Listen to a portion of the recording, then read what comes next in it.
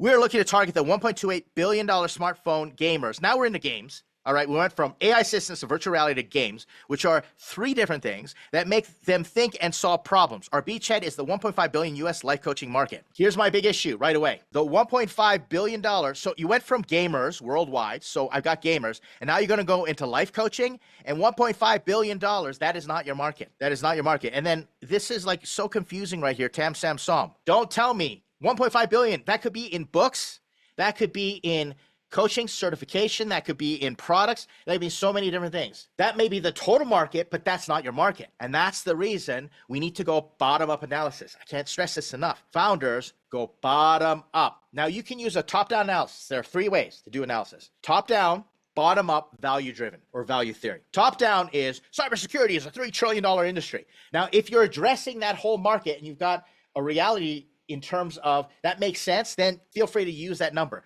But that's lazy. An investor knows you can just pull that off our Gartner report or Deloitte or Pew Research or whatever. You need to extrapolate and you need to understand. So if you're telling me that's the coaching market that you're going after, let's just do this exercise, that you're going after the people who use life coaching, calculate how many people that is. Tell me that there are 6 million people a year who use an app for life coaching.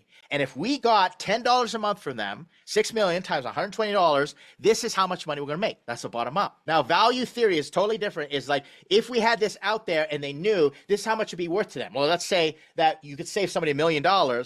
We'll charge them $100,000 for a 10x solution. That's value theory.